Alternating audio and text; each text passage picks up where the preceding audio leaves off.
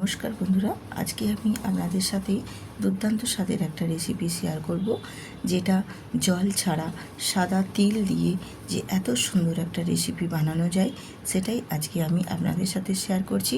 আপনারা দেখুন, আশা করছি আপনাদের ভীষণ ভীষণ ভালো লাগবে। আর যদি ভালো লাগে তাহলে ভিডিওটিতে একটি লাইক দিয়ে সুন্দর করে একটা কমেন্ট করে দিও।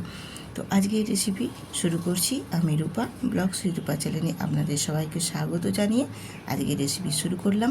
আপনারা দেখুন, আশা করছি আপনাদের খুবই ভালো লাগবে রেসিপিটা।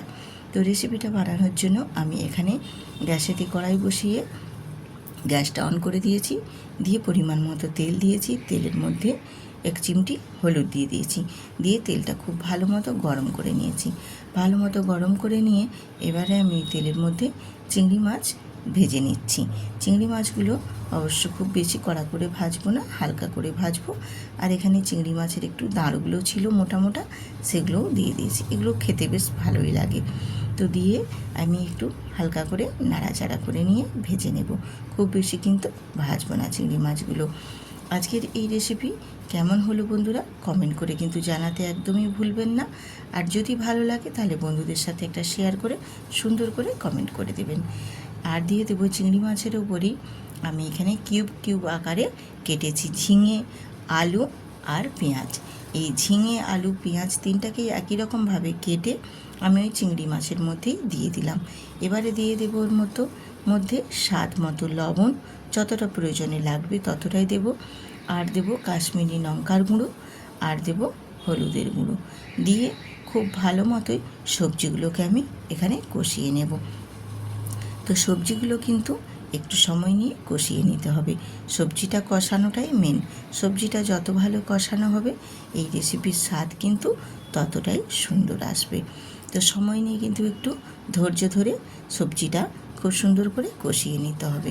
বেশ ভালো মতোই তেলের মধ্যে চিংড়ি মাছের সাথে বেশ ভালোভাবে কষিয়ে নেব। নাড়াচাড়া করে করে বেশ সুন্দর করে কষিয়ে নেব। আর এই রান্নাটা সম্পূর্ণটাই আমি করব কিন্তু একদম প্রথম থেকে শেষ পর্যন্তই ঢেকে ঢেকে। আমি কিন্তু ঢাকনা দিয়ে দিই আজকের এই রেসিপিটা পুরো প্রথম থেকে শেষ পর্যন্তই রান্নাটা করব। তোমরা দেখো, তোমাদেরও ভীষণ ভালো লাগবে। আর এই রেসিপিটা গরম ভাতের সাথে সাথে রুটি পরোটার সাথে কিন্তু একেবারে জমে যাবে, এতটাই টেস্টফুল হয় এই রেসিপিটা।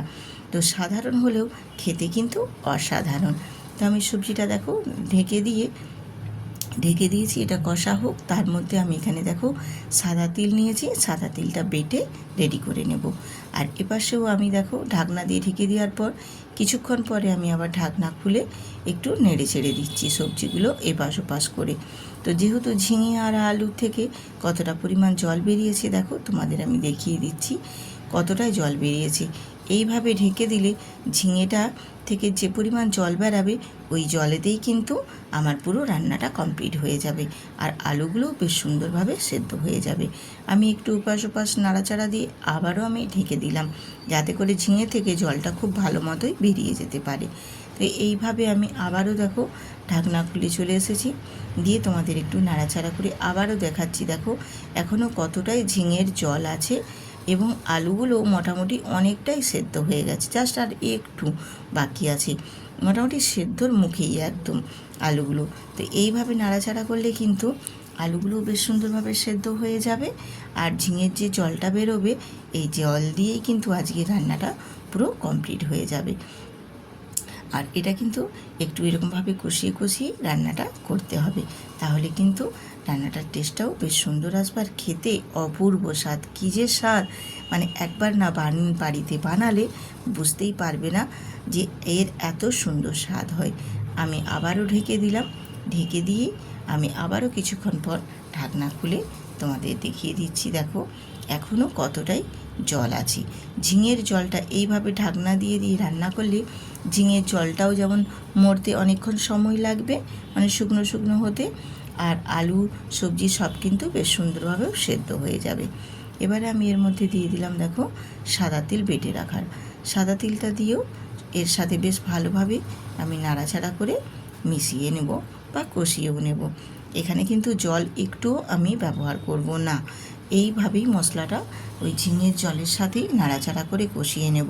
তো জল ব্যবহার করব কীরকম, জাস্ট 2 চামচ, মানে শুধু মশলার ধোয়া প্লেটটা দিয়েই 2 চামচ আমি জল এখানে ব্যবহার করেছি।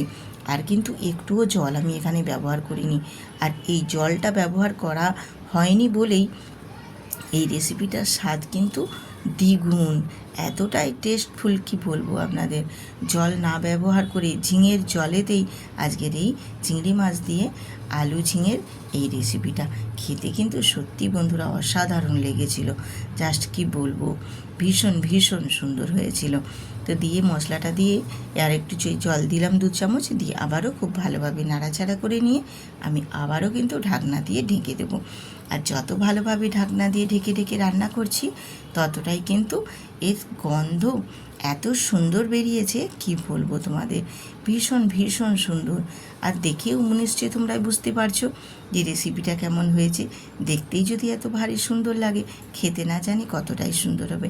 হ্যাঁ বন্ধুরা, খেতে ভীষণই সুন্দর হয়েছিল। তোমরা একবার বানাও, আমার কথা না বিশ্বাস হলে তখন তোমরা বলবে সত্যি দিদিভাই অপূর্ব লেগেছিল। এতটাই স্বাদ, এতটাই টেস্টফুল হয়েছিল কি বলবো তোমাদের।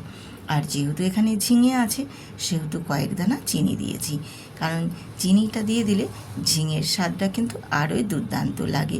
ঝিঙে এমনিতেই একটু তেতো থাকে না, তবু একটু ঝিঙে একটু অন্যরকম স্বাদ লাগে। তো তার জন্যই একটু আমি এখানে চিনিটা দিলাম। চিনিটা দিয়ে নাড়াচাড়া করে একটু আলুগুলো ঘাঁটা ঘাঁটা করে দিয়েছি, দিয়ে এবার গ্যাসটা অফ করে নামিয়ে দেবো। নামিয়ে দিয়ে তোমাদের দেখাচ্ছি, দেখো দেখতে কতটাই অপূর্ব হয়েছে। আর যেমনি অপূর্ব দেখতে লাগছে তেমনি কিন্তু খেতেও দুর্দান্ত হয়েছিল। সত্যি বন্ধুরা অপূর্ব। এতটাই যে এই ঝিঙে দিয়ে চিংড়ি মাছ আলু দিয়ে সাদা তিল দিয়ে এত অপূর্ব স্বাদ হয়, সত্যি ভাবনার বাইরে। ভীষণ ভীষণ ভালো লেগেছিল। একবার বাড়িতে বানাও, দিয়ে আমাকে কমেন্ট করে জানাবে। এরপর আমি